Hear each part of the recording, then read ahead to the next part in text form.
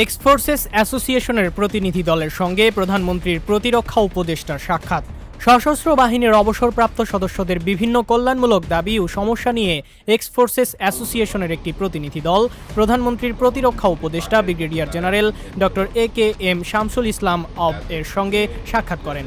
22 সালে যখন আন্দোলনটা তুঙ্গে স্যার তখন দলীয় কমান্ড যখন নীরব সিনিয়র নেতা।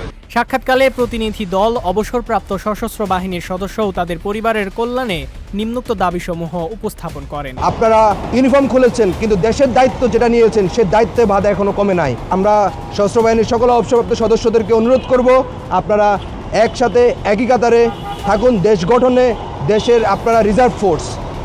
বিগত সময়ে বঞ্চিত সশস্ত্র বাহিনীর সৈনিকদের আবেদনের যথাযথ মূল্যায়ন করে তাদের প্রাপ্য সুযোগ সুবিধা নিশ্চিত করা, দেশের সকল CMH-এ অবসরপ্রাপ্ত সশস্ত্র বাহিনীর পরিবারের চিকিৎসা সুবিধা সম্প্রসারণ করা, অবসরপ্রাপ্ত সৈনিকদের রেশন ভাতা 2500 টাকায় উন্নীত করা, 1 র্যাঙ্ক 1 পেনশন দ্রুত বাস্তবায়ন করা, অবসরপ্রাপ্ত সশস্ত্র বাহিনীর সদস্যদের কল্যাণে একটি স্বতন্ত্র ভোটেরান্স মন্ত্রণালয় গঠন করা, প্রতিরক্ষা মন্ত্রণালয়ে অবসরপ্রাপ্ত সেনা সদস্যদের আলাদা একটি সেল গঠন করা, বেসামরিক পরিমণ্ডলে অবসরপ্রাপ্ত সশস্ত্র বাহিনীর সদস্যদের নিরাপত্তা ও প্রয়োজনীয় সহায়তা নিশ্চিত করতে প্রতিটি উপজেলায় ভেটারান্স হেল্প ডেস্ক স্থাপন করা, এক্সফোর্সেস ক্লাবের ভিত্তিপ্রস্তর স্থাপন ও বাস্তবায়নে প্রয়োজনীয় উদ্যোগ গ্রহণ করা, দেশের বিভিন্ন প্রান্ত থেকে আগত ঢাকা CMH-এ চিকিৎসাধীন সৈনিকদের রোগীর অ্যাটেন্ডেন্সের জন্য আবাসন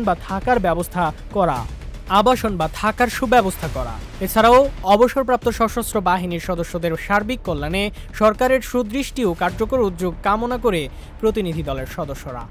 প্রতিরক্ষা উপদেষ্টা brigadier general doctor AKM Shamsul Islam প্রতিনিধির দলের উত্থাপিত বিষয়গুলো অত্যন্ত মনোযোগ সহকারে শোনেন। তিনি অবসরপ্রাপ্ত সশস্ত্র বাহিনীর সদস্যদের কল্যাণে সরকারের আন্তরিকতার কথা উল্লেখ করে আশ্বাস প্রদান করেন যে উত্থাপিত দাবিগুলো মাননীয় প্রধানমন্ত্রীর সার্বিক দিক নির্দেশনা ও বাহিনী প্রধানদের সহযোগিতায় যথাযথভাবে বিবেচনা ও বাস্তবায়নের উদ্যোগ নেওয়া হবে। বিগত আমলে আমরা যা কিছু করছি কোনো কিছুই কাজে লাগে নাই, কিন্তু গত 6 মাসে জনাব তারেক রহমানের সরকার আইসা আমাদেরকে মাননীয় উপদেষ্টা, আমাদের যে প্রতিরক্ষা উপদেষ্টা, উনি সৈনিক বান্ধব একজন অফিসার ছিলেন। সেই হিসেবে উনার কথাতে যেটা বুঝলাম যে উনি আমাদের কথাটা সম্পূর্ণভাবে কাজ করতেছেন এবং মাননীয় প্রধানমন্ত্রী আমাদের শহীদ রাষ্ট্রপতি জিয়াউর রহমানের সন্তান, আমাদের বেগম খালেদা জিয়ার সন্তান এবং আমাদের পরিবারের সন্তান জনাব তারেক রহমান, উনি মাননীয় উপদেষ্টা একটা কথা বলেছেন, আমি কোনো সৈনিকের ফাইল নিয়ে গেলে উনি দেখে না, সাথে সাথে স্বাক্ষর করেন। তাহলে এখানে আমরা আশাতীত যে আমাদের সমস্ত দাবি পূরণ হবে। এই জন্য আমি সকলকে বলবো মিডিয়ার মাধ্যমে যে আপনারা আসুন, আমরা একটার সাথে একই প্ল্যাটফর্মে আসা।